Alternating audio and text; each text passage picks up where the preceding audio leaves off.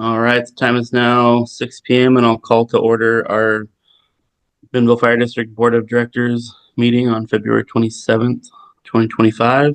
And first up is roll call of directors. President Garvin. Here. Vice President Smith is absent. Secretary Pratt. Here. Treasurer Trapp. Here. Director Sparrow. Here. Thank you. Thank you for that. And now it takes us to Pledge of Allegiance. And I'll call on Treasurer Trapp to lead us in that. Pledge allegiance to the flag of the United States of America and to the republic which stands.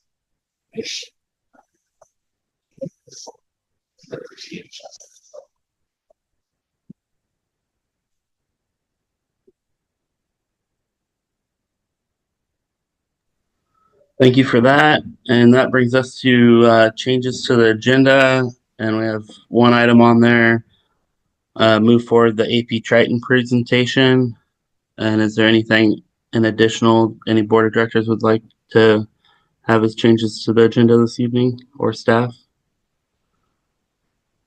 Hearing none. Hearing none, I would ask for any discussion on or any opposition to move forward the AP Triton presentation. And I'm guessing staff would like to move that forward to right now. Yeah, it is my request that we move it from business action required to now so that Mr. Richard can get on with his day. I think he's a little bit ahead of us in time also. Sounds good. I understand that being in the mountain zone right now. So yeah, let's go ahead and kick that off, and I'll turn it over to you, Richard, and the AP Triton team. Mr. Garvin, thank you very much. First and foremost, I mentioned this the last time. Thank you for letting me be there, be part of this project. It is truly refreshing. And as I said before, I don't get to say this very often, but McMinnville is forward thinking. You're looking to the future. You're being proactive. Most of the time I get involved, it's reactive. Something has gone wrong. So the first thing that needs to come out of this report is congratulations and well done. Because you folks are you're a good department. You're just looking to make changes in the future and plan a little bit. So with that in mind, sir, I can't see you.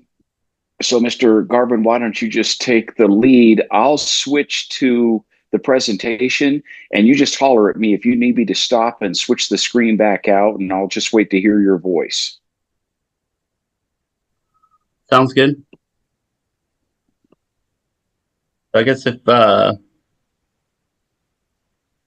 have the galleries screen on, so if any board members have any questions, I would ask you to just ask Rich to stop and ask your question as he goes through his presentation, so we don't get lost, as it is a lengthy document.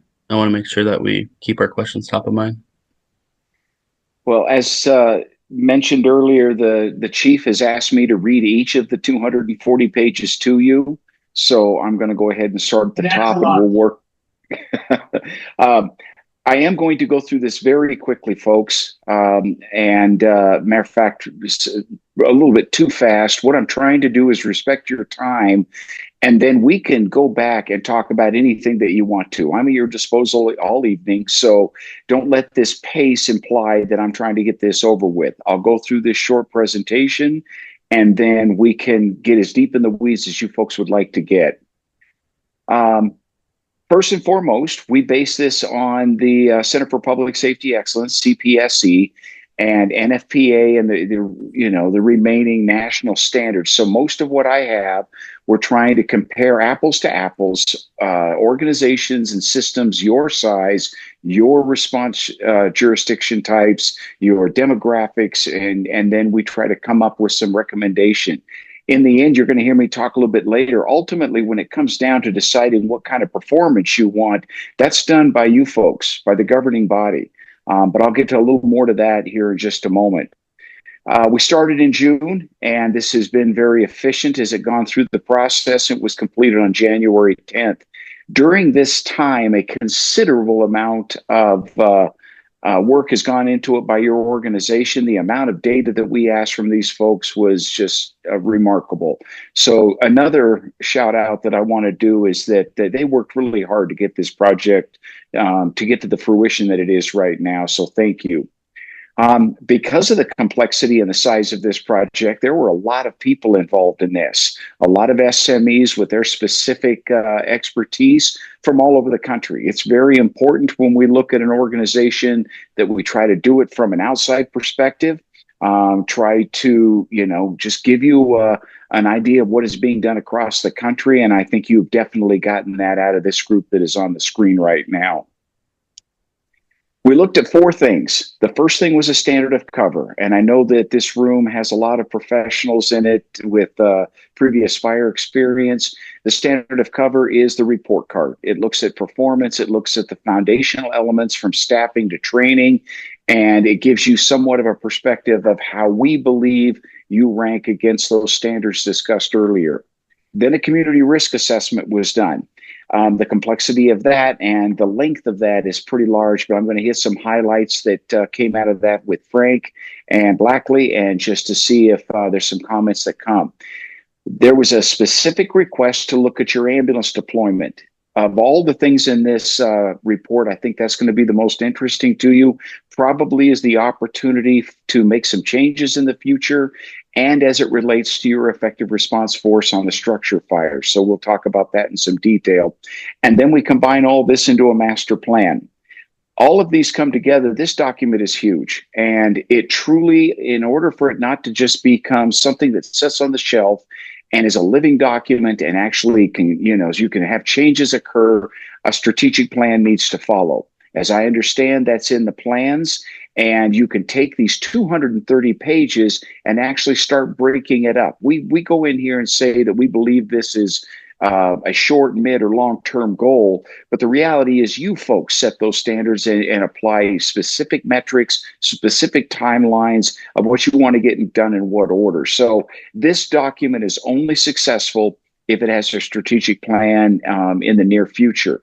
My strong recommendation is that you don't go too far. The data in here is current, but as you all know, we're a dynamic, entity, and that data is going to change quickly. So now is the moment to make those plans. Starting with the standard of cover, and as I said, I'm just going to touch some very 30,000-foot highlights. We looked at staffing, capital, communication, dispatch, training, EMS operations, specialty teams, and then we wanted to take under a standard cover to get a little perspective of what your community wants. How do they feel about the department, their expectations, because that translates to their desire or willingness to fund this organization. We started out looking at your administration. You're at about 12.6 for administrative level. The norm across the country is 15%. So this means you're being very efficient with your administrative staff. As a matter of fact, it's probably a little bit light, which means there's a lot of people, and we saw this, who are wearing multiple hats but getting the job done. But this is the first area that you are exceeding expectations, and your administrative support is doing well. Operations. Don't get too lost in the total operations staff. It is also quite dynamic. When this was written at this moment, these were the numbers. We'll discuss some future numbers here in a little bit, but they change daily based on the necessities within the district and how the chief decides to respond to those events. Of these individuals, there is a thing called the relief factor. Most of you in business have worked with this. This is also an area that you are exceeding expectations. It basically defines, and I'm not going to go through all those calculations, but it says for every firefighter that you hire, how many do you need to have in order to cover vacation, sick time, and medical leave, military leave? Your relief factor is 1.21.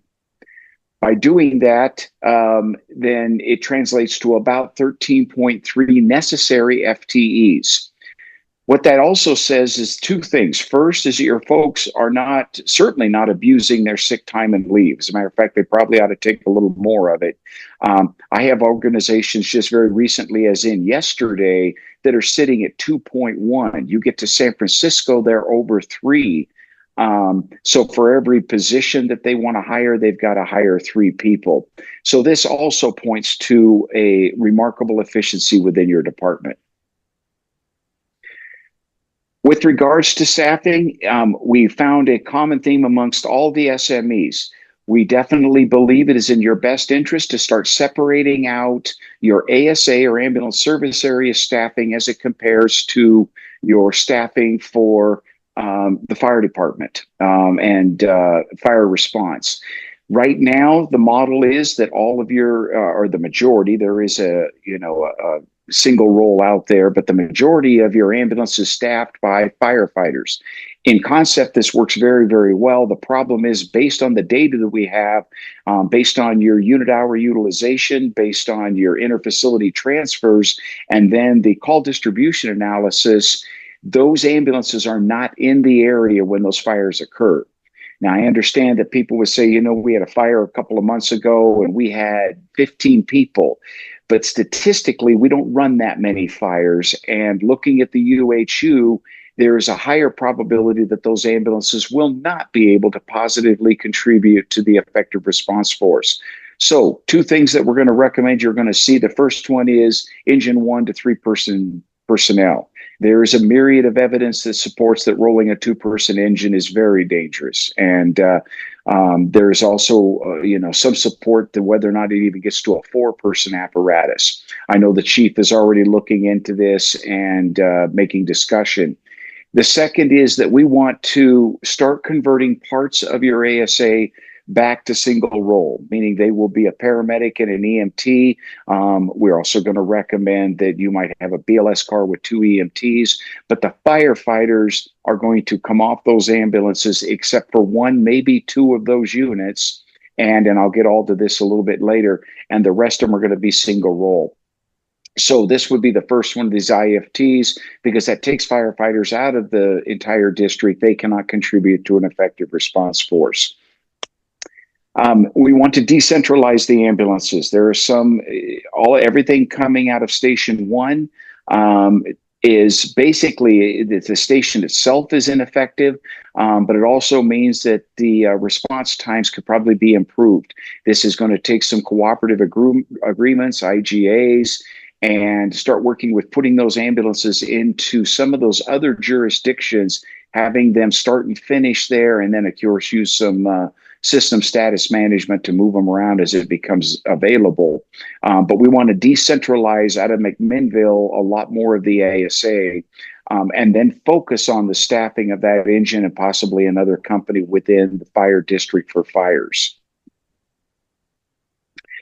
Looking at your facilities, you folks know this, your facilities are aging. Station 1 is still functional, although there's some question about its capacity to grow, but it is certainly not large enough to accommodate the current deployment plan of all those ambulances and folks coming out of one station. Station 12 was never meant to be a fire station. We believe it is probably time to start pursuing another option and a station in another location, and I will get to that here shortly.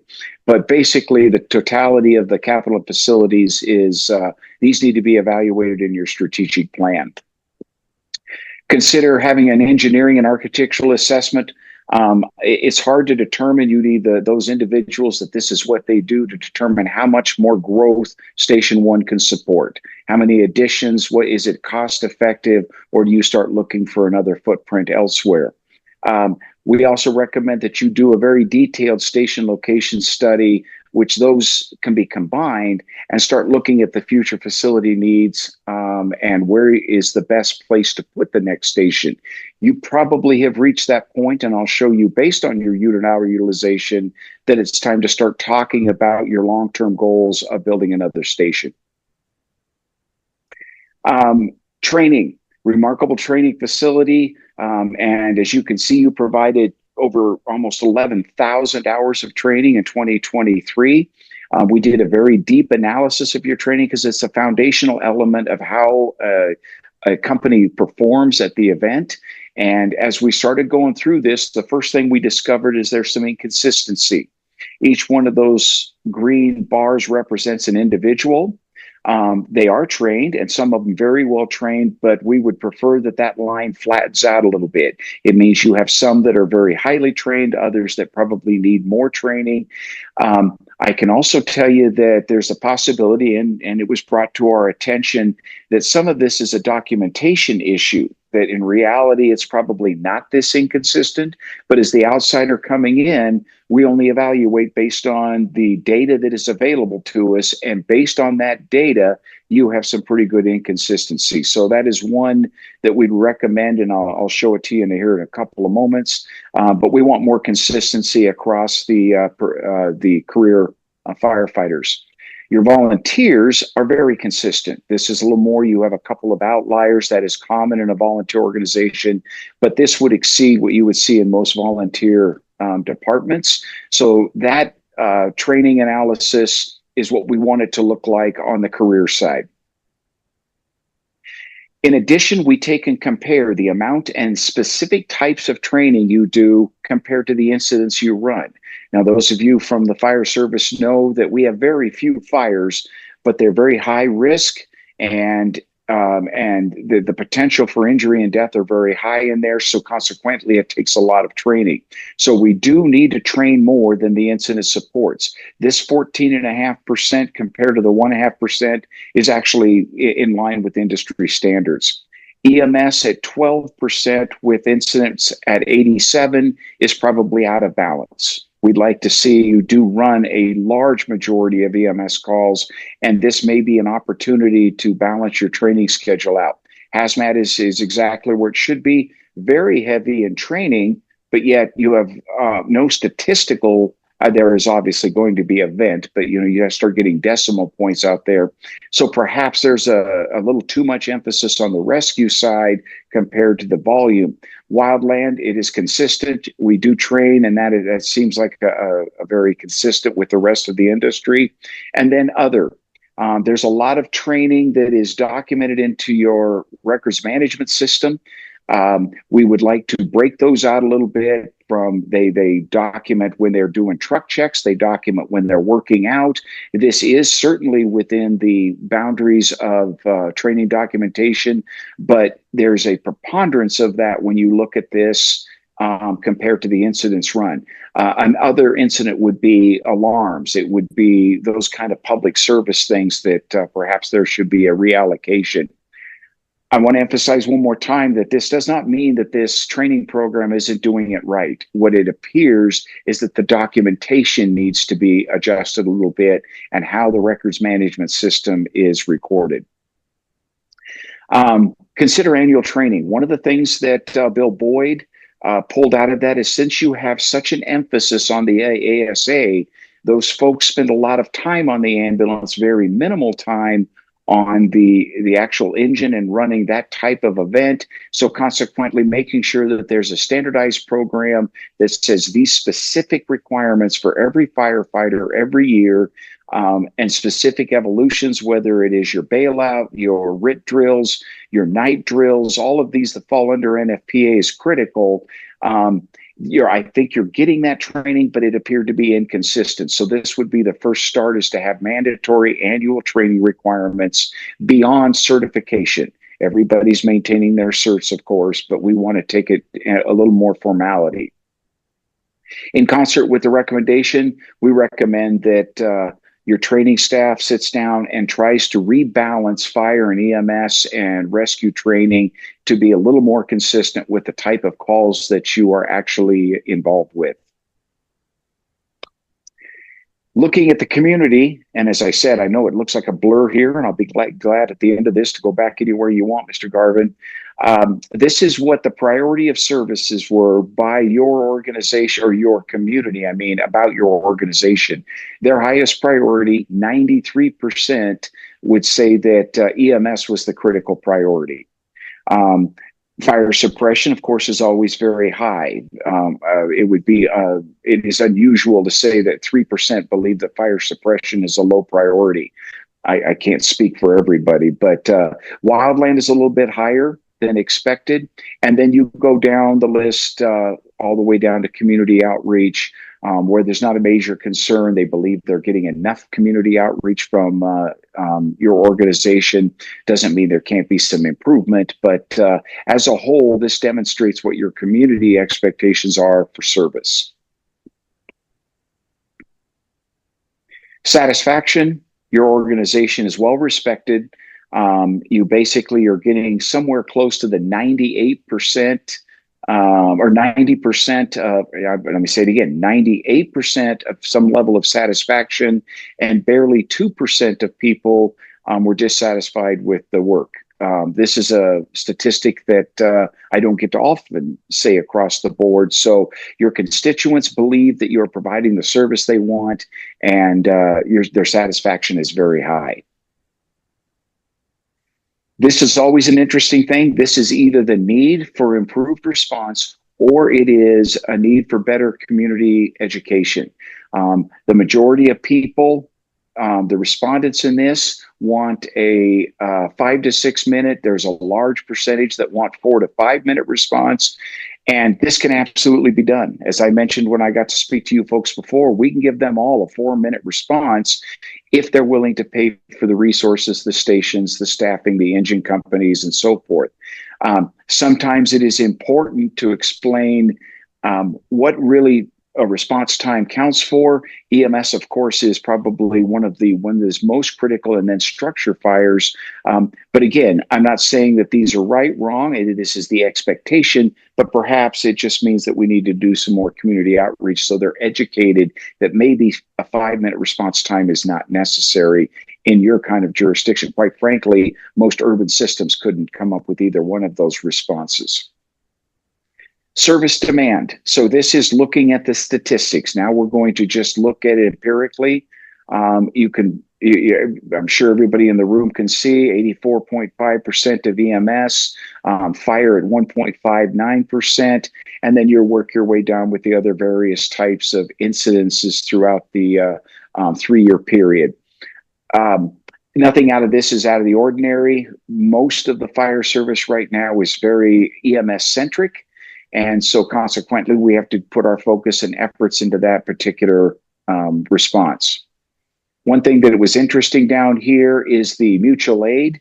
Auto and aid and mutual aid received was very low compared to the amount that you give. Your district provides a lot of support to those neighboring volunteer agencies. This is very good. This is something that you should all be proud of. But at some point, perhaps it also means there should be some considerations as to where that line is and when it's time to start talking about consolidation, since you're running those calls anyway. But that's a different conversation. Looking at your concentration, these are all calls. So obviously EMS is going to be the predominant, and it's all over that because you're the ASA provider. You can see the focus is very close to Station 1 and 12, although Station 12 does not support fire apparatus. So it definitely, when you look at this, it's blown up in your report. Station 12 is not a bad location. It's just not an adequate facility. But as far as growth goes, it appears that that's the hot spot into the future is moving a little bit north. There's also that part that seems to be growing out east, a little bit southeast, and that's another consideration. When you folks do your strategic planning, this particular map should prove useful in determining what you want to do for your future.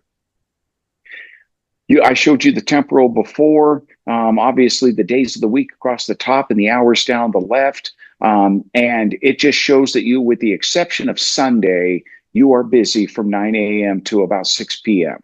This doesn't afford a lot of opportunity for training. It is a challenge because it doesn't even slow down on the weekend. It doesn't slow down on a Monday. So this is part of the challenges specific to your organization is you don't have a day, which means that you have to be creative in some of your ways that you can pull that engine company out of service so that they can do an evolution, which probably means you need a neighboring agency to come in and cover the calls for a little while. That is just one way to do it, but it is definitely a challenge because you are very consistently busy during the day. Response performance. This is what the public generally is focused on. Now, in some cases, that's not appropriate. They just don't understand the bigger picture, but it is what they are focused on. In your case, we're going to look at two sides of this. And I know that most of you have experience with this, but when we include dispatch, which is call processing, all the way to the arrival of the apparatus at the front door of the caller, we refer to that as total response time, the gold at the bottom. The fire department is held to response time, which is from when the tones go off in the station until that apparatus arrives on scene. One of the parts that they can control is the turnout time. How long does it take to get those firefighters into appropriate PPE and out the door? So we'll look at both of them. And in this case, looking at total response time, you can see it is pretty consistent. There was a little bit of a glitch in 2021 as it applied to other. Now we're kind of teetering on the COVID, so we consider it an outlier. But you folks are very consistent through the years, all the way through 23, and it's actually starting to drop. And the one thing that we found amazing is these are very good times for the geography that you folks are covering. Now the question would be, is 13 minutes and 20 seconds the performance measurement for total response that you folks want to have? I'll get to that here in just a little bit more. Industry standards would say that you're going to break this up. You're going to have a set of performance standards in your suburban areas, another set for more of the rural areas, and then, of course, frontier is just however long it takes to get out there. I'll get to performance a little bit more, but right now it is worth noting that somewhere between right at 13 minutes, you're getting an apparatus at just about every call. This is very good. Now we're back to the part about the resolution. I put this in the back of your document. We strongly recommend that over the period of time and relatively soon, because this is the foundation to making the decisions about staffing, ASA, how you want to your new stations, is you pass a resolution as to what you believe the standard should be. I simply put in here some high level possibilities based on your demographics and geography. You will sit down with your chief and I'm sure you will make some adjustments to this. But eventually, when you get to the point, this is not saying that you're in failure. This says that that is the goal of the district, that these are the performance standards we want to have. And in your case, unlike the city of Denver or Philadelphia, you will have 3 sets of standards because you cover 3 very different geographies and the response times just for the travel time. So I recommend that you take this document and then eventually pass a resolution and then start talking about what you want to do for equipment and staffing in the future based on the necessity of this document. Community risk. When they come into it, and this is an entire group of people, they look at everything from population, the physical, the technological hazards, that's man-made, physical access protected, whether it's stadiums all the way down to multifamily, critical infrastructure that cannot fail, and then, of course, how you can, from an overall perspective, do risk reduction. They'll go through, and the first one that stands out the most is your population estimates.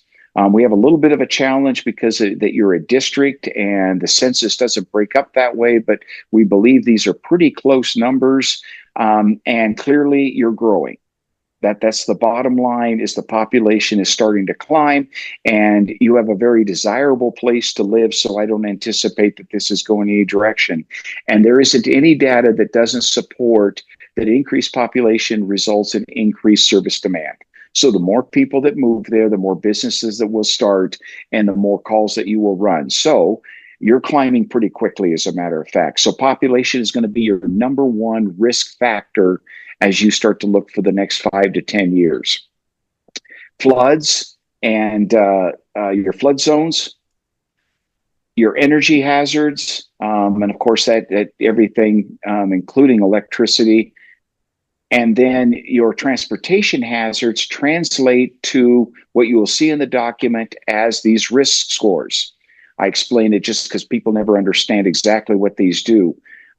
You basically take, and it is a logarithmic calculation that you look at the probability of something happening, the consequence of that happening, and then the impact on your department.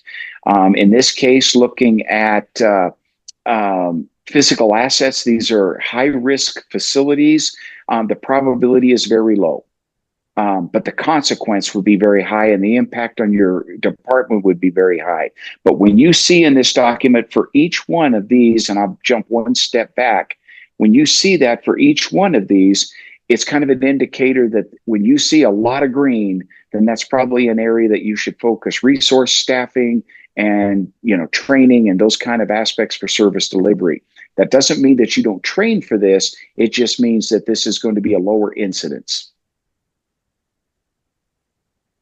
Recommendations, I didn't put in a recommendation here because there are many of them. So Rich, before we get into the weeds on this, because this will be a pretty big area, I'm guessing. Yes, sir. Can we just take a pause and see if any board of directors have any questions on what you've already covered, since we're about a half hour in so far? Perfect. Secretary Pratt, do you have any questions on what's been presented so far, or any comments? No, it's pretty overwhelming and still absorbing it all. Treasurer Traff, anything? Nope, no questions. I think he's doing a great job covering. And then Director Sparrow, it looks like you just walked in, maybe. Yep, no question. All right, thank you. And then Chief Godfrey, if you want to, I know some of the stuff in here, you always got to draw a line in the sand on data, but some of the recommendations, it looks like we've already accomplished. If you wanted to speak to any of that, feel free. Sure. I won't take up too much time, but I appreciate some of the things that Richard called out, and I just kind of want to touch on a couple of them because I think it's good to show the work that we've done. And you heard early on in his presentation, we'd like to get from a 2 to a 3-person engine. March 2nd, we're going to a 3-person engine. ASA and single roles, that's a recommendation from them, which is great. We've attempted that already. We didn't get 8 paramedics to staff a single role ambulance, but the good news is we're on the right track. That's something that we saw early on also. He talked about decentralizing Station 1. As you know, we recently bought and moved to Station 15 for administrative staff. We have Station 12, and we've moved the day card to Amity, Station 5. So the good news is we're working on those things that they're recommending. Station 1 being over capacity, we just 50%, well, probably less than that. We probably 75% in its capacity by moving all staff out to Station 15, as well as the goal of putting a medic unit out there in the near future while we work with the city. Engineer and architecture, he talked about that, which is great. I think most of you know, we've already hired an engineer to both look at this building and do a preliminary on Station 15. So I say all those things just because those are recommendations that you're seeing for the first time today, but a very large majority of those, this administration, the line staff, the board of directors, the budget committee, and everybody has been working really hard on those even prior to this coming out and being proposed. So I appreciate that, and I just wanted to kind of close that loop because as Director Pratt said, Secretary Pratt, sorry, it's a lot to take in, but we're tracking it and we're monitoring it, and we'll continue to work on the recommendations that AP Triton has provided. Thank you, Mr. President. Thank you, Chief, and thank you, Richard, for allowing us to take a little mental break on the information download here. But no, absolutely. And to be repetitive, sir, that again, I just want to say that this is forward thinking. This organization is doing what most of the ones that we visit are not. So I appreciate the fact that they've long since started moving forward. This is just going to support their efforts. Thank you. All right, emergency medical services and deployment model. There's a lot of depth in there. This is probably one that, and I want to offer up, since we do a lot of this, the complexity of a deployment and the finances associated with it. I'm at your disposal after you guys go through this. I would be more than willing to jump on another call, another meeting, and I can help you go through these. So I'm just offering it out there because we do it a lot. I might bring Dave Barry in who can help look at it. So feel free to contact me in the future. Do I have everybody? I'm just making sure the screen didn't freeze. Yep, you're good. Okay. This slide or particular graphic really says it all. If you look at the top up there, starting with breathing problems, unconscious, chest pain, seizures, the criticality of your district is higher than most, which supports the necessity for advanced life support. That doesn't mean that you can't be forward thinking and looking at BLS transport a little more, and even alternate methods such as a community paramedic program, which we recommend. But the criticality of this supports why you have paramedics, why you have the system that you have, and it matches the criticality that you see in this picture. There's the distribution of EMS calls, and this is using a dot than just heat. So every one of those blue dots is an event. Obviously, there is density, but it's not just in around the station 12 and 1. You run a lot of calls. There's also it looks like a preponderance or a growth in calls towards the east and northeast. And so this is going to, I think, help you decide what you do with some of those deployment plans as you continue to serve your ASA.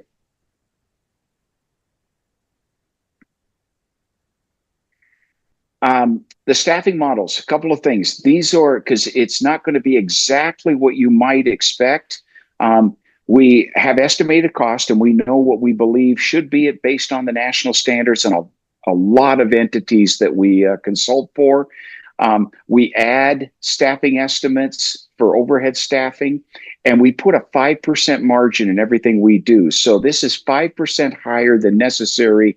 That is the idea that you have to do capital replacement. You have to build infrastructure. The next thing that we did is going to be somewhat confusing. We're basing this that the current model of 4 24 ambulances and 1 12-hour is correct. However, the use of that funding of the 4 24-hour ambulances may be able to be something that you can consider a different model for. Those could be AO, and they could drop to 12-hour. They're still working at night, but you all understand that single role can't get FLSA exempt. So once they clear their 40 hours, they're going to get overtime. So we're going to base it on a 4 24-hour car, but really when we were looking at this, there probably does not need to be 4 24-hour single roll cars. It's going to be a mix. The other thing is it was pretty clear that at least one, maybe two of these ambulances should remain paramedic, firefighter, EMT, firefighter staff, because they do support the effective response force of a fire within the immediate jurisdiction of the district. So all of them shouldn't go. We based on those numbers that you heard earlier, that two of them, and we didn't have perfect data for this. It'd be something that should be tracked for the next year, but it appears that one, maybe two of those units should remain fire-based. And it gets to here. What we did is we took 3 models, and this, like I said, I'm taking a small snapshot out of that report, but the firefighter model basically is a deficit of about $700,000 to run that model. If you switch to a single role, 100%, it would be about a $22,000, or for all practical purposes, a break-even operation. Now, you can't do this because if you turned all of those ambulances into single role, you then have to decide how you're going to have an effective response force, which I'm going to talk about, but it is inadequate. You're currently depending on your volunteer agencies. They appear to be doing a good job, but the consistency isn't there. You're currently rolling a 2-person engine, now 3, but that does not get you to the 10-person minimum ERF, and that's in a rural setting. So what we want to do is be somewhere in between. So Model 3 is looking at, okay, could we start doing combinations over the years of one or two firefighter, paramedic, and firefighter EMT and some single role. It's going to be a hybrid version somewhere around $500,000. But it does show that there can be, assuming that you can deal with the hiring and recruiting process, there is some financial benefit if you will consider a much stronger single role program, which is what most of the country is going to right now. They take the areas that truly the ERF is supported by that ambulance, because the ambulance isn't always tied up on a transfer or a 911 event and then being, tied up at the hospital. And they analyze them specifically, and then that can become a 24-hour unit. The rest of those areas, all the way to systems as large as San Diego, are doing single role. San Diego is a good example on a very large scale that they're going to start out looking at a BLS component under the fire service staffing with firefighters. Then they're going to move into single role and fire medic again. They did it many, many years ago, and this is just something they're considering right now. So the same applies here. It's going to be a hybrid model, and we'll discuss this in detail when you guys are ready to do so. Rich, can you speak to why two of those models have no overtime dollars allocated? Say that again. Can you speak to why Model 2 and Model 3 has no money allocated for OT shifts of a 12-hour peak car? We're going to assume that they won't have to. You'll just add the peak unit. Now, there will have to be some overtime in this system. But what we're going to do here is to assume that they will finish their shift, they will be relieved by another crew, and they will go on about their business. Whereas the firefighter model very often is going to have an overtime. They are tied up. They're on that one's going to be because you're having to backfill to put them in right now. So when Dave did these calculations, he's looking at Model 1 is what you are right now, and that is the overtime you're going through, trying to keep those firefighters on that car. Whereas an AO model, you would have a significantly decreased amount of overtime because you're just going to relieve them with another crew. Does that make sense? Did I explain that well at all? To some extent. I don't know how you're going to go from 382 to zero. It would make sense to have maybe 100,000 in there. I don't know what the methodology is, but it just seems like it paints Model 2 and Model 3 in a better light than it realistically is, because I don't see how we're going to have zero overtime. And you won't have zero. He's trying to build a model to compare an apple to an apple. And these really aren't apples to apple. There's an orange here. So by trying to keep them somewhat consistent so you can compare one model to the other, that's why he does it. But the reality is there will be a little bit of overtime involved. Now, in the report itself, he gets into great detail about how to break up these hours and the money. So when we get to that a little bit later, we can go through that detail if you would like and really look at how he's going to allocate funding. Okay, thank you. This was kind of important. One of the things that I often see, and your organization was consistent with this, is the amount of information coming out of your 911 dispatch and CAD is inconsistent. I think there's the potential of it. I think they have the individuals have the ability to do this, but we were not able to get the level of detail that we want. In order to make truly informed decisions about what to do with your ASA, you folks need considerably better data coming into from your CAD system into your records management system. It is there. We just need to work on that a little bit. And like I said, there's a lot of things, including being able to evaluate the PSAP time, the call processing time. We weren't able to evaluate what exactly they're doing with their EMD program and the efficacy of that program. You're going to see the comment about we want to make sure that the right resources are being dispatched to the appropriate call. We didn't see any system in place that actually analyzed that. Should we be sending an engine, an ambulance, battalion, law enforcement? to every call. We did not see that they're measuring it and then making adjustments to that system based on their call screening. So we would like just to enhance and get a little better data coming out of your CAD system into your records management system, and ultimately making that, as I said earlier, an informed decision. To that point, Rich, Yes, sir. does that include both sets of data you got from our dispatch center? There was this initial set you got, I think, in August, and then you got an updated data set around your on-site visit. And we did, and it was much better. The second set of data was much more thorough. So I think that it is possible, but I think the department over the past years, certainly since its inception as a district, has been functioning in the dark. I don't think they had the information that would help them make the decisions easier. And so we want to take out a lot of the subjectivity, and I think they can enhance it further. I do believe the system is capable of doing it. I just think it would take a committee to get together, sit down, and really start breaking down. And I would certainly be willing to give you a few metrics to add to the current analysis that aren't in there. Another thing that we wanted to look at is the impact of the IFTs on your effective response force. We want the data to support exactly the personnel that is on scene of a structure fire. We couldn't do that. I think it's in there. But again, it's hard to make grand decisions about should I have one paramedic firefighter unit or should I have two until we really look at the fires, where they occurred, and how many firefighters were on each one of those events in that location.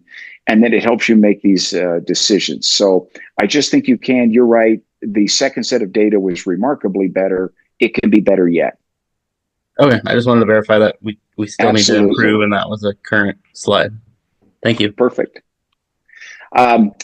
And then I want you to translate to statistically based quality management. One of the fallacies of particularly EMS, but it also translates over to the fire service, is we don't support a lot of what we do. We cannot prove efficacy. EMS is the worst. You know, what we do in the field, we don't have a lot of data that supports that we're doing the right thing.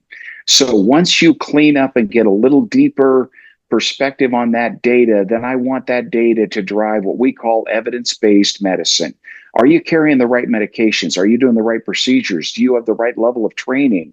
All of this comes out of that data set, and I think that needs to be enhanced with McMinnville because you're the ASA provider. I think that takes it even to a higher level. Another thing that is I have a note here about is we don't have a lot of data or support as to what those volunteer agencies are doing for you. As first responders, we don't know the level of care they're providing, what type of resources they're bringing to that, or the consistency that they're coming to that.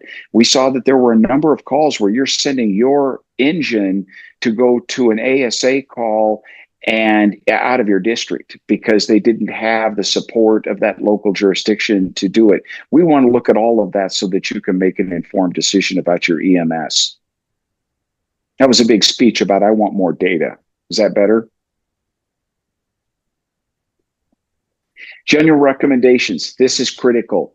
Please consider doing a strategic plan as soon as possible. Why this is fresh, why, everybody's very familiar with the recommendations in this document. Now is the time to turn that into a functional document that actually gets something done. There's nothing worse than something like this that sits on the shelf. So, and I know that this has been discussed. I think it's still on the table, but I would recommend, regardless of how you do it, that you do it soon. May I answer any questions? And I'm going to shut off the screen for just a second, I think. And I can either jump onto the actual report, just ask questions, or I can get out of your way. Whatever you would like me to do, sir. No, I think doing some questions is great. Start with Board of Directors. Director Sparrow, do you have any questions or comments about the presentation this evening? Just trying to take it all in, a lot of information, so. All right. Treasurer Trapp, any comments this evening? No comments. Same as Sparrow just digesting. I mean, it's a pretty large document, but I think he did a great job covering the main points. So thank you very much. Thank you. And Secretary Pratt? The only thing I came up with is the station location study. I kind of expected you guys to give us a little bit of guidelines of what you thought, where we might put a station, but it sounds like it's a little deeper subject. And it is, and it depends on your model. So before all of that has to go, and once you guys make some bigger decisions about how you're going to deploy those ambulances and how that's going to affect your ERF, then we start making judgments about where you should put the ambulance. Now, the heat maps certainly indicate and show you, because they're broken out in EMS, they're broken out to fire. You kind of get an idea of where that call volume is going and where it is growing. So I think you could make an educated judgment about it, but really it's premature yet. The other thing is when you do a station location study, you look at the new infrastructure. Are you going to improve the road system anywhere? Do you know of any major commercial growth or any major residential? All of this has to be done in that study, and it's a little bit out of this scope. So we show you what appears to be the right thing, but you need a great deal more information before you make a decision of where you're going to put a new station. Makes sense. Thank you. Any follow-up questions, Ray? No, good there. Thank you. I do have a statement from Vice President Smith. He had a scheduling conflict this evening, but he did give me a little bit of notes. He said the report presents 3 different ambulance deployment models starting on page 197. After carefully reviewing this section, I believe that Model 3, a hybrid of sworn and non-sworn personnel, would offer the greatest flexibility in deployment while also being cost-effective. I recognize that previous attempts to implement this model were unsuccessful due to difficulties in hiring enough paramedics. However, we should continue to pursue this model for its potential benefits. And those were his thoughts ahead of this evening. I know it is on the agenda for us to move forward with adopting this, but given that it seems there's still some digestion on the board of directors' part, and Vice President Smith asked if it wasn't of urgency to table this adoption of this plan until the March meeting. I would like board of directors' feedback on that.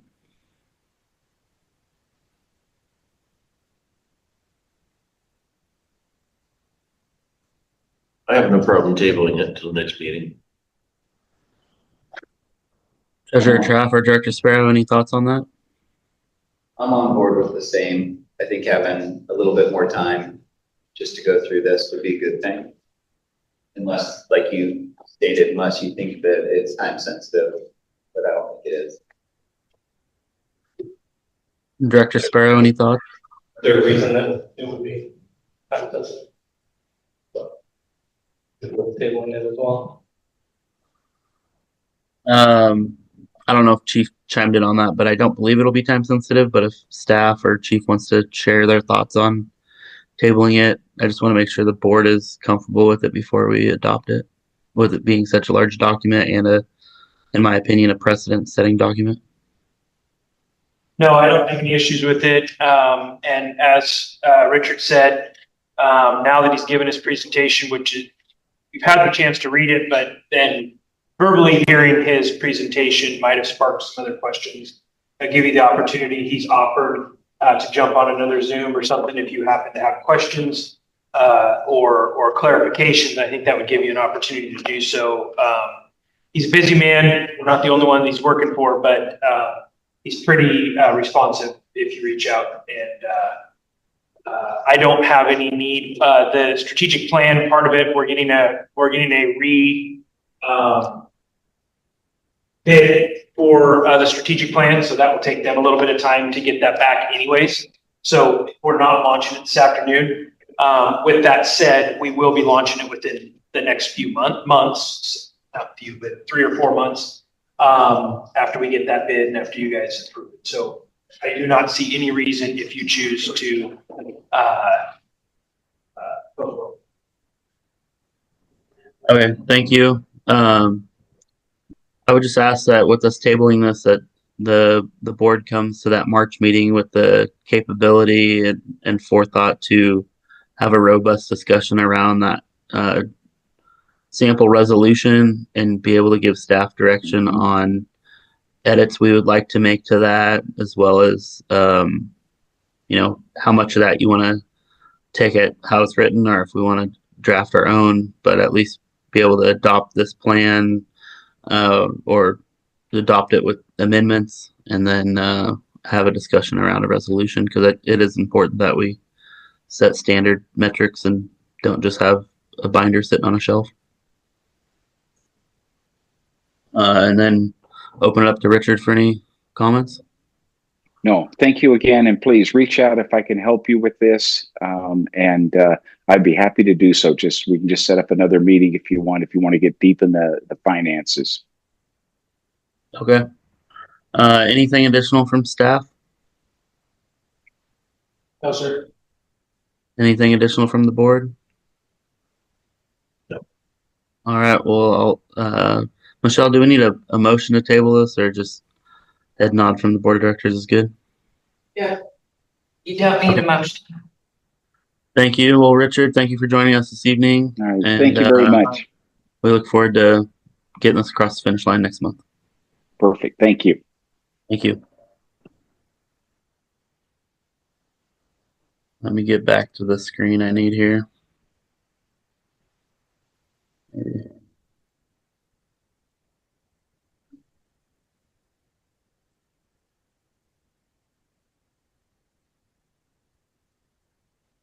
All right, that takes us to our consent agenda, and the only item we have on there is approval of the minutes from our January 23rd regular meeting. If all board of directors have had an opportunity to review those in your packet, I would entertain a motion to adopt the consent agenda as presented or amended.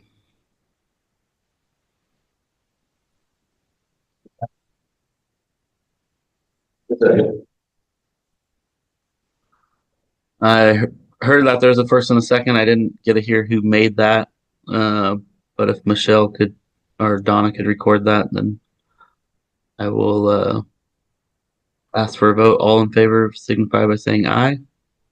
Aye. Aye. Any opposed? Motion passes 4-0. Next up is our financial report. We have our February P&L. Call on Chief and Noah if you had anything you wanted to highlight out of that. No, I did grab some numbers from Noah this week. Checking account, $257,496. This is as of 2/25. LGIP 3.8, just a little over 3.8 million, and our LOSAP to 923,000. 923,400. I did some quick. We're currently doing a look back and then a projection forward for this fiscal year. We are on track to have maybe a little over 1.2 million in carryover at this time, which is positive. That's black. We are getting into much more detail in that right now. So those are just rough numbers. I want to make sure I'm clear to everybody, but just to put it in your pocket. Estimating our average monthly of about 1.1 million, and then our additional revenues of about 350,000 per month in ambulance revenue. We do still have one likely tax dump from the individuals who pay the 1/3, 1/3, 1/3. No idea how much that would be, but as of right now, positive outlook, but we are definitely digging deeper and putting together a much more detailed report. Treasurer Traff, myself, Noah, Michelle, and President Garvin will sit down and review that for its content in any direction that you might have. Any questions on that? Financial audit, I'm going to ask Michelle to discuss. So we are underway with the financial audit. We did get an extension through the end of February, so we probably need to work on requesting another extension.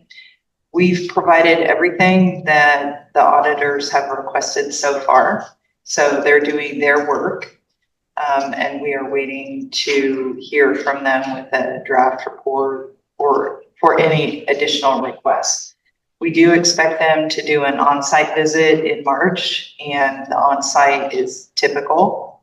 They'll probably ask for samples of our documentation. So that's what's coming up on that. Any questions on that? That's it for that, President Garvin. All right, thank you. That'll take us to our public comment section. This is a point of the meeting where members of the public are offered 3 minutes to speak on district business. We ask you please not exceed 3 minutes. I don't see anybody else on Zoom besides Scott Unger and myself. You have is there one anybody one in the audience? Yep. All right, go ahead and come up to the table. Looks like it's Mrs. Hi, Redmond. Yes. So Janet Redmond here. I just really have a question, and that is, will the AP Triton report be made available either in its entirety to the public, or at least to the budget committee, or some part of it? And if so, when? Yes, so as soon as the board adopts it, it will actually be posted on our website for everybody to see. Yep. Thank you. Any other public comment in the audience? Hearing and seeing none, I'll now close public comment and move us to our business action items. We've already completed item A, so that takes us to item B, the chief's contract. Before we get into this, I'd just like to highlight and thank all the individuals that participated in the review process. We had full support from admin, full support from the union e-board, and we were all board members participated, and we were all but one from the volunteer e-board. So just want to say thank you for taking the time, the context you guys provided, and all the different perspectives. So it gave us the opportunity to have a robust discussion with Chief last month in executive session. And with that, I would like to open it up for some updates to his contract around what we discussed in executive session, but obviously couldn't make any formal decisions in executive session. So the first item that we talked about in that was updating the salary range for the position of police or of fire chief, and it was made by Vice President Smith, if memory serves me correctly, to update the range from update the range to 150,000 to 190,000 to be the new range. And I would open that up for a motion, and then we can follow that by any discussion before a vote. If there's any board members that would like to make that motion to update the new salary range to 150 to 190,000. I'll make the motion to update the salary range from 150 to 190,000. Thank you, Treasurer Traff. And a second? And a second from Director Sparrow, I believe. Yes. All right. Any discussion before we vote? Hearing none. All those in favor signify by saying aye. Aye. I couldn't hear you guys. Did you guys say aye? Everybody did. Okay. So motion passes unanimously 4-0 to update the salary range for fire chief to 150,000 to 190,000. The second thing that we had in relation to the chief's contract was to put him at step 3 in the salary range, and I'd entertain a motion to update the chief's wage to step 3 in the salary range. I'd make that motion. I have a motion by Secretary Pratt and a second. I'll second. Second by Treasurer Traff. Thank you for the hand raise. Any discussion? All right, all those in favor signify by saying aye. Aye. Any opposed, nay? All right, motion to move the fire chief to step 3 and the updated salary range passes unanimously 4-0. The only other thing we talked about relating to the chief's contract that serves me is updating some of the language around the annual review and making that a board of directors decision, and just kind of cleaning up that paragraph in his contract. We can still obviously go out for perspective from whoever we would like within the organization, but there's conversation around just making that a board of directors decision on how we want to formalize that review process each year, but it'll still be an annual review. I'd entertain a motion to update that contract language. Is this motion just to move forward with drafting the language that it's going to say? Yeah. So the contract language would say the annual review is conducted by the board of directors. Right now, it specifically calls out that we need insight from admin, volunteer, and line staff. We can still do that at our discretion, but it's not required that we do that per his contract. It's at the board of directors' discretion to do that if we update this. With that said, I'll make a motion that we update the annual review process to the board of directors' discretion. All right, and thank you for that motion, Treasurer Traff. And a second. Second. And a second from Secretary Pratt. Thank you. Any further discussion? Hearing none, all those in favor signify by saying aye. Aye. Any opposed? Updating language in the chief's contract passes unanimously 4-0. Thank you for that, gentlemen, and congratulations, Chief. Chief, would you like to say anything about the process or your contract? Sure. I appreciated everybody's insight and input. I did, and we as a group reviewed every comment anonymously. I didn't know where or who they came from, but I do appreciate the insight. I appreciate the opportunity to see the areas that we can improve on and the areas that we're doing well. So I appreciate the opportunity to collaboratively discuss. I do appreciate the board's support, and we'll continue to do good things moving forward.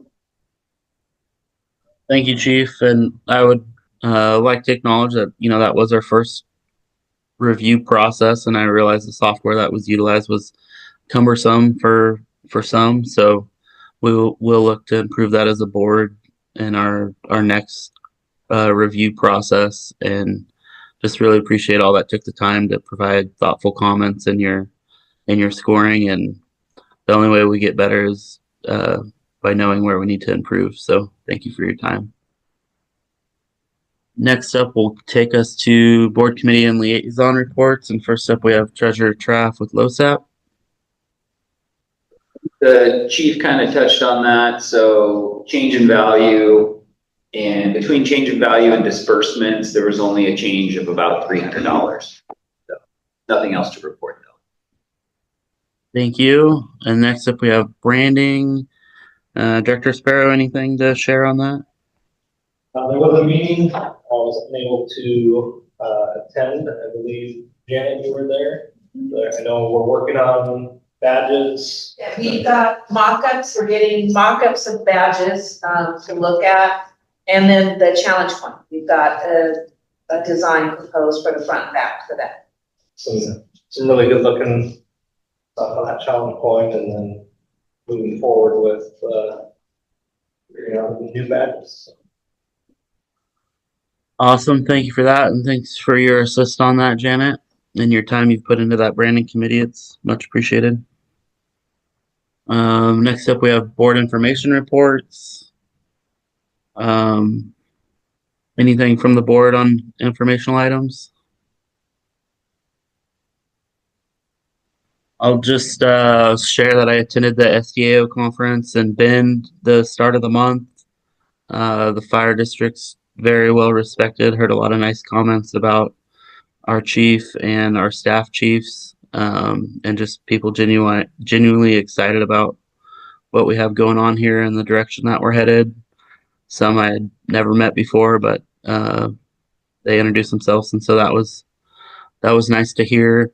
Later on in the meeting, I'll talk to a OGEC requirement from a class I took there. And overall, with the weather, it was a good conference. I think Seaside had a little bit more robust presentations, but there was a few good presentations that I sat in on and have shared what I garnered from that for the chief for operations and whatnot. Next up, we have department reports. First up is Local 3099. It looks like President Godfrey's in the room. Only thing that I'll put out, we received an email recently about the firefighters dance. Chelsea, what was the last name? Nichols, yes. I won't have a bandwidth this year to help organize it, so it's going to be on our plate with the volunteers included as well to organize that if we move forward with that. So that'll be brought up to our group at our next meeting. I don't know where that's going to go. It was a pretty good event last year. She still wants to help. She still wants to participate. But as far as organizing it, she just doesn't have a bandwidth for it this year. So that's all we have. Thank you. And do we have President Goodman in the room for the Volunteer Association? Oh, here he is. Yeah. I wanted to speak on our Yamhill County Fire Academy that's coming up. We've interviewed 3 cadets and 3 volunteers for the spring academy. They'll be accepted if they pass their physicals that are coming up next week. And the academy starts March 8th. Also, we recently started a grant for AEDs for nonprofits out in the community, and we've received our first application for one. So it's working out so far. Awesome. Could you speak to the parameters of that nonprofit grant? This nonprofit is a baseball club that is looking for an AED. We just got this week, so the board hasn't met yet to go over it. So I don't want to disclose who it is yet. Understood. I was more looking for if, like parameters, if it's full 100% grant or if it's 50-50 match for the nonprofits, and where they'd find an application if they wanted to apply.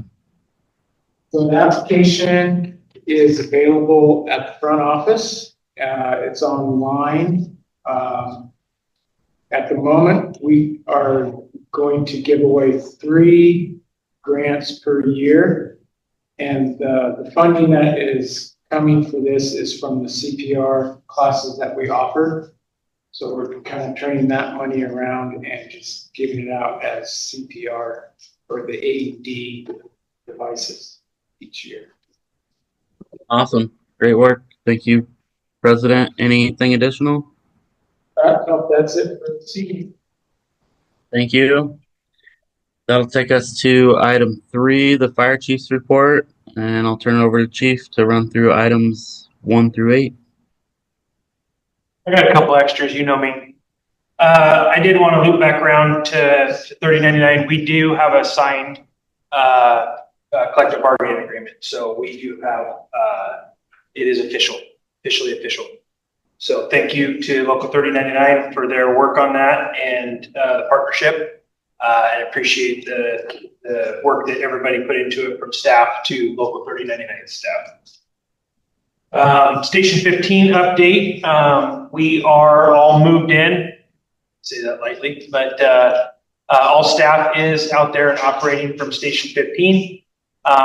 We obviously will always probably have some cleanup things to do, but I am proud and confident to say that we're working out of there now, and we will be looking at going to the next phase, and the next phase being meeting with the city to talk and discuss what we need to do to move forward to both work with their zoning, as well as make it so that we can have, sooner than later is my goal, an ambulance operating out of Station 15.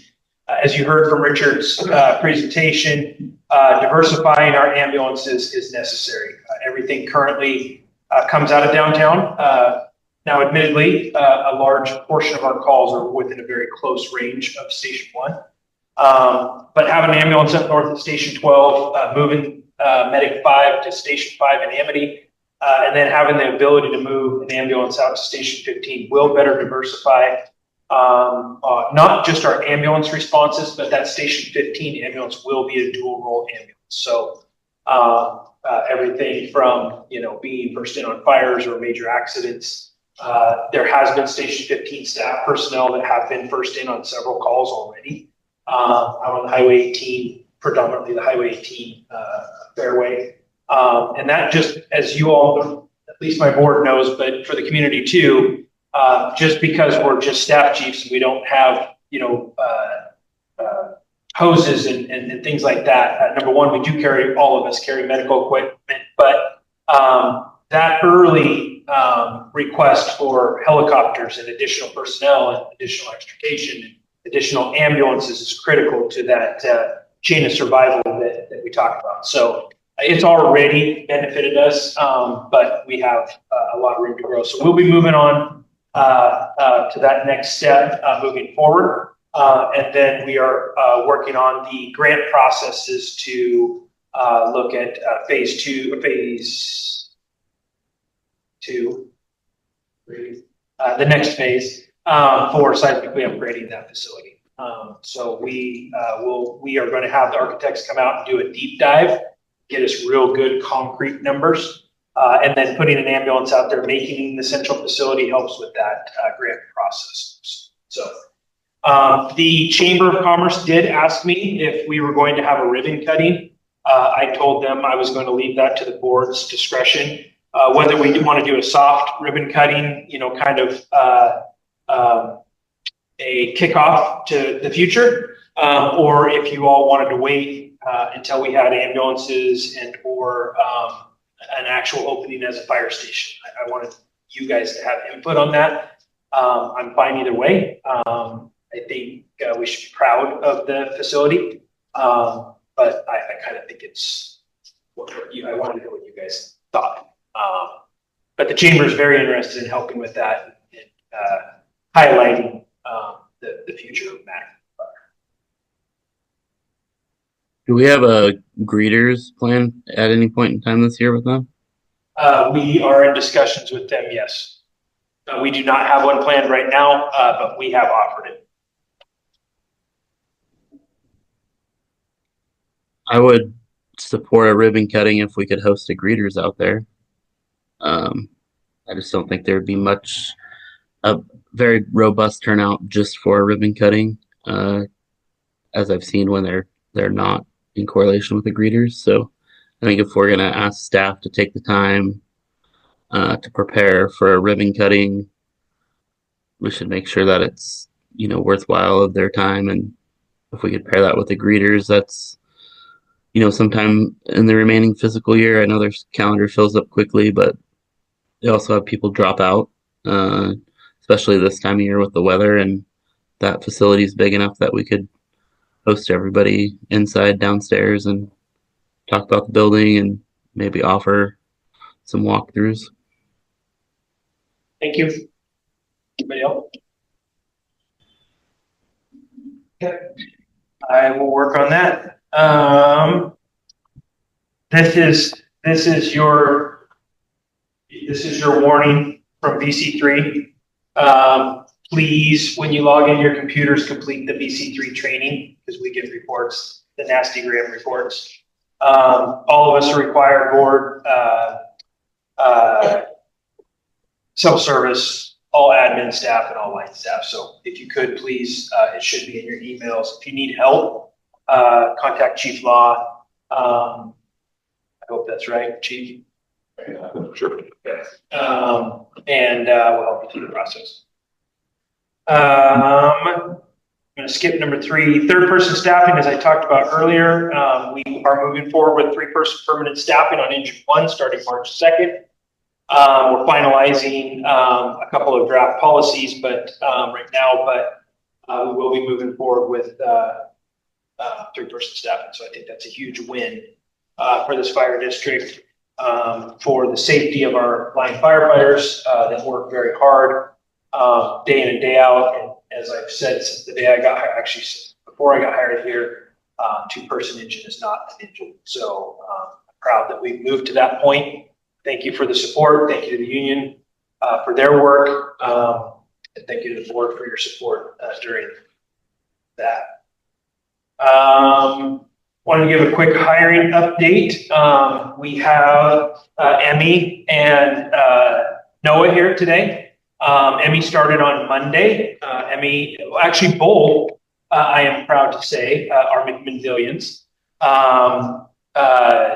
Emmy's dad served on the fire department for many years. And Noah's brother is the one that pulls you over and gives you tickets. So Noah is now the good guy, and his brother is officially the bad guy.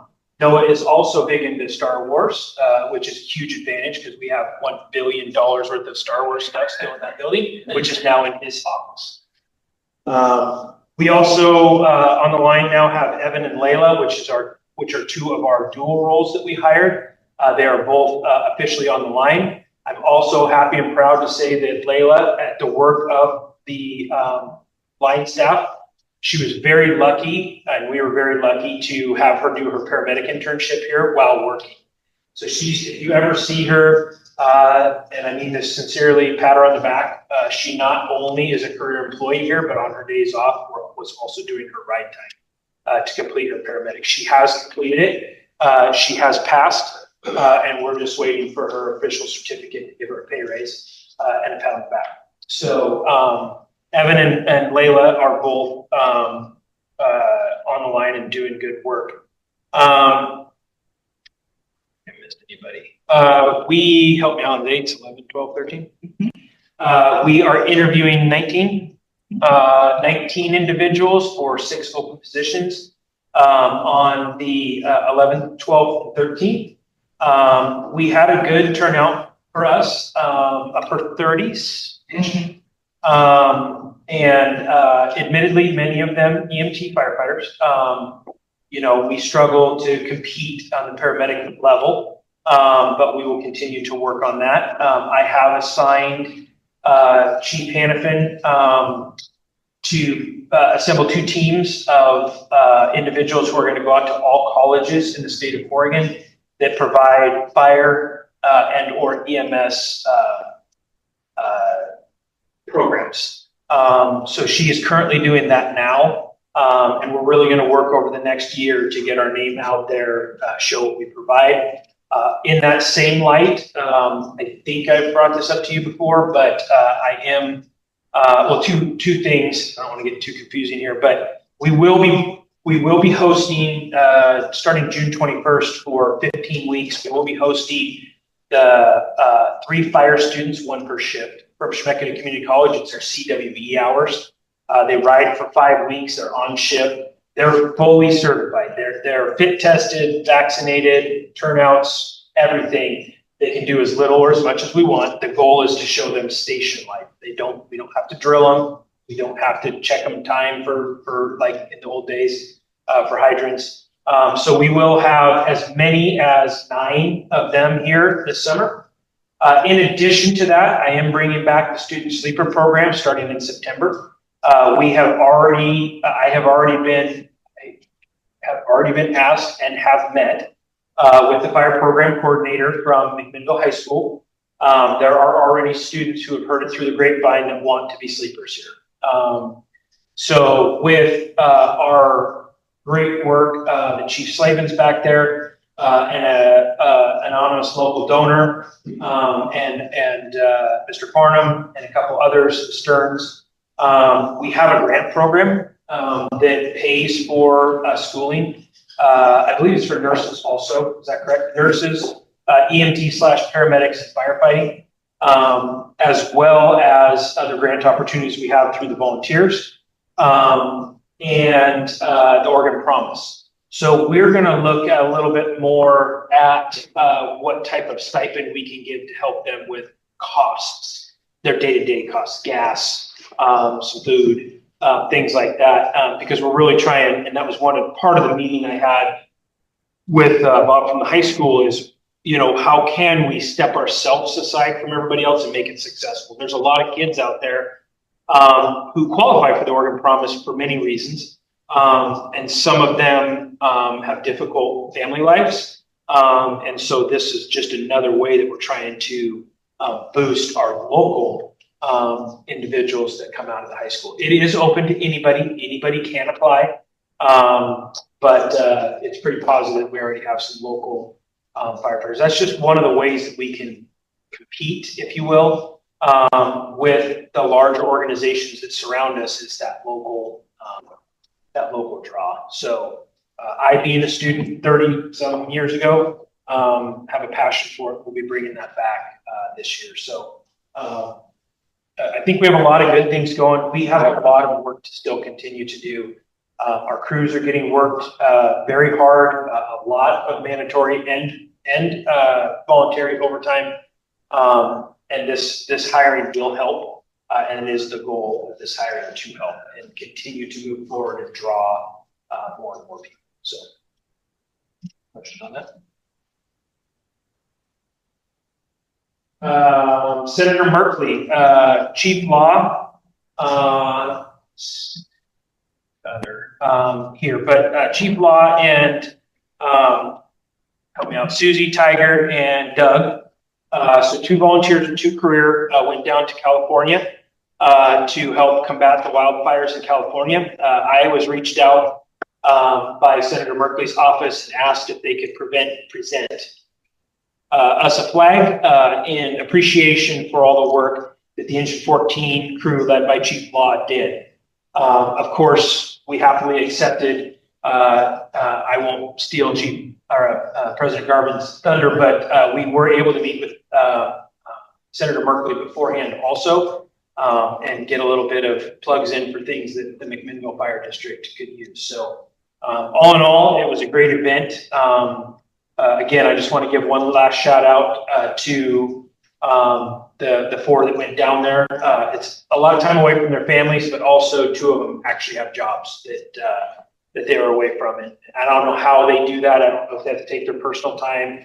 I'm assuming, but they're dedicated to this department as volunteers. So this wasn't just a volunteer deployment or a career deployment. In fact, it was 50-50. So they did a great job down there. Chief Law, do you have anything to add or any?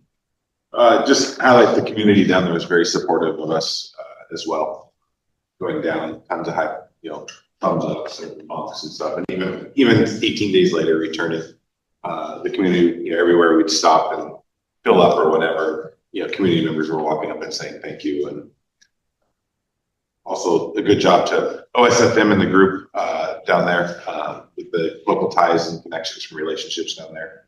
We were treated very, very well down there in camp as well. So it's very, very good deployment. And one last thing on that, Donna and Chief Law are going to be working on memorializing that flag. And our goal is to memorialize the individuals who deployed for that flag. So like a plaque with a flag encasement, if you will, and then displayed, whether it's in the museum at 15 or whether it's I'm leaving that up to Chief Law, and then Donna's helping with that process. But I want to make sure we memorialize who really earned that flag and why, and then memorialize the devastating fires, of course, that we could all face. So thank you, Chief Law, and your crew for what you did. Now I get to be quiet, and I'm going to turn it over to Michelle. We have Social Security permanent easement, and then she's going to speak of the other audits that we have either completed or we're currently working. Okay, for Social Security, I was contacted by a sort of the person designated to oversee Social Security in Oregon, who happens to be a PERS employee, but Social Security is her primary focus. And I learned that new employers in Oregon are required, if they want to participate in Social Security, to opt into that program. And the way that you do that is by having an information period and then a vote by all of the members of PERS. So for us, that would be all the employees. And it's a confidential vote, and she will help run it. This was brought to our attention late last year. So what I'm going to do is work with her on the information that needs to be distributed, and then coordinate a day to have the vote. It can be, the ballot can be written or electronic. But that's what that issue is, and that's how we're going to address it. Yeah, and we have been withholding and paying into it. Any questions on that? Just to clarify, since we've been paying into it, there's no current unfunded liability in relation to all the way back to July of 23? No, since we've been paying into it. So the real question is going to be, can we retro it back to then? And Gotcha. I need to work with the coordinator on that, because I feel like that would be ideal since we paid. So I'll definitely work on that as well. Okay, thank you. Okay, next item, the permanent easement. ODOT is planning on putting in ADA accessible, I'll just call them ramps, but they're a small grade with the bumps on the corner of First and Baker and First and Adams. And they needed an easement from us to do that.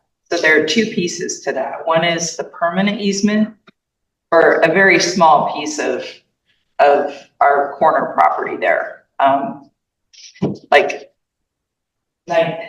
It's, I don't have it in front of me, but it's very small. It's negligible. And then a temporary easement to do the work. They expect to start this around June, and they will be paying us for the small amount of property at issue. And I want to say the total is around $3,500. I don't remember the exact number, but it's around $3,500. They go through a process of making an administrative determination about just compensation. And they look back a year at what they consider comparables, and that's how they determine what value to offer the property owner. Any questions on that? I have one, just that temporary easement, or when they're setting up to do that on the First and Adams side, or do you say first or second in Adams? First, okay, never mind. I was thinking there might be an egress issue to get apparatus onto the apron, but that would be on second, not first. Yep, good thinking. Thank you. Other questions? Okay, last item. We have, in addition to the financial audit, which we talked about, there are a couple other audits that are underway or have happened. I'm working on a payroll audit with Moss Adams, and the goal there is to review our payroll records, identify process improvements, and identify corrections that we can make. I have had our kickoff meeting with them and provided documents that they requested. So I need to get with them and find out next steps and when sort of what's going to happen next and when we think those steps are going to occur. Personally, my goal is to have that done around end of May or June so that we can sort of wrap that up with our fiscal year. Questions about that? There was some frustration on the locals' part that had to do with payroll and some stuff. Will this help alleviate that and address? That's the goal, yes. And personally, I appreciate the opportunity to do that audit because I think there are opportunities there for us to improve. So I think we're going to get some good information out of that. We're also looking at a separate management system also that's a much more robust and inclusive system. The second audit was a safe audit. And as a result of that, our premiums went up slightly, not a lot. And that is also an area that was very helpful to us because they helped us sort of get our classifications correct and make sure that certain factors like employees, for instance, Chief Law being deployed changes part of his classification. So it helps us get it right. And that's important going forward because we'd really like to see stability in the rates other than what I would call their usual increases. Again, we do have a credit with them, so there's no immediate financial impact from that change. There may be an additional sort of follow-on audit from a second entity that comes in to review SAFE's audits, but SAFE conducted their audit with that in mind. So I don't expect any problems with that, having to produce any other information than we've already produced. If we need to, that's fine, but that might happen. Any questions about that? Okay, and then the last item was we were asked to participate in an NFRA audit. That's obviously the entity that provides our benefits. I gave them everything they asked for and I haven't heard anything from them. I certainly can and probably should find out where they're at. Do they need anything else? What can we expect? On the other hand, there's an element of maybe just leave well enough alone. So I don't know what's going to come of that. We do report to them every month, our employees and their income, including base wages and differentials. So not overtime or total gross earnings or anything like that, but those are the elements and the criteria that they use to determine life insurance. And my guess is evaluate certain other aspects of the pool. Any questions on that? Okay, and I think that's it. Thank you, Chief. Basically, we do nothing during the day. Sleep. Right.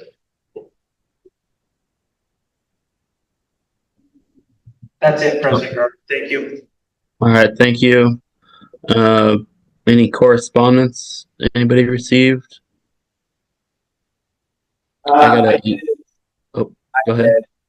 I heard from some of along the same lines as kind of what we spoke about already, but some of the crews from Tualatin Valley Fire and Rescue that were on the same task force had only positive things to say about McMinnville Fire District crews. So, thank you. Thank you for sharing that. Anything else for correspondence? I got an email from one of our residents, Dennis Gex, CC'd me on an email that he had sent the News Register just relating to questions he had hoped to ask Senator Merkley.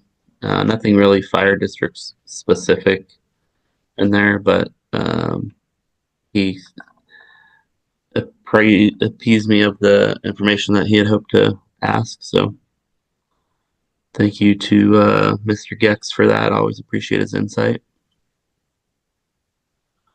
And that takes us to informational items. The annual awards banquet is this Saturday, the 1st. Social hour begins at 5 p.m. in the Grand Ballroom. I will still be out of state, so won't be attending, but I would hope there's a strong board showing if you're in the area and able to attend. If you haven't RSVP'd to Donna, please do so tonight. And item 2 is OGEC training for the board. So part of that SEO conference I attended the OGEC training. There was a Oregon revised statute by Oregon Government Ethics Commission that requires any governing body that has a total expenditure of 1 million or more in a fiscal year, each governing body member is required to take a training on the Oregon Public Meetings Law at least once during each term of their office. To fulfill the requirement, the training must be provided or approved by Oregon Government Ethics Commission in relation to ORS 192-700. You can Google the OGEC site and find trainings you can attend. They can be webinars or in person. I know in December there was an in-person one in the city of Carlton. They do cap attendance on both in-person and virtual. That is something you have to register for, and you have to do it during each term. So Secretary Pratt and Director Sparrow, before June 30th, you're going to want to complete that training. Treasurer Trapp, you have another couple years, but we are, as board members, personally liable for any fees or sanctions. That's not something the district takes on, or the district could defend you personally for not completing that training. So, and if any board members would like assistance in tracking down that information, I'm happy to help any of you out. So don't hesitate to reach out. I just wanted to bring it up as it was top of mind. I just got my completion certificate in email form last week and didn't want anybody to be caught by surprise after your term expires if you get a letter in the mail asking for some money. And with that, board meetings will be at Station 1. So I just wanted to call out, with us having Station 15, that for the foreseeable future, we're going to maintain having board meetings at Station 1. We have all the new infrastructure here at Station 1, and potentially we'll put something in the budget for Station 15 next fiscal year. But I think it's important that we use the equipment that we just purchased for this station before we knew Station 15 was an option for us, and as well as it's what the community still knows is our station. So I think till we do a ribbon cutting out there and get maybe some apparatus out there, we should maintain having our meetings at Station 1. But as always, I'm open to any insight in that. If any of the board feels we should move out to Station 15, I'm happy to entertain that. I just think there's a lot of other important things we could be spending our dollars on right now than getting some new AV equipment and a board setup out there. Any questions around the informational items I presented this evening? Hearing none, our next meeting will be Thursday, March 27th at 6 p.m. Again, I would just ask, really digest that AP Triton report, come prepared to discuss a potential resolution that we could vote on our April meeting around metrics. And with that, I'll adjourn tonight's meeting at 7:43 p.m. Thank you, everybody.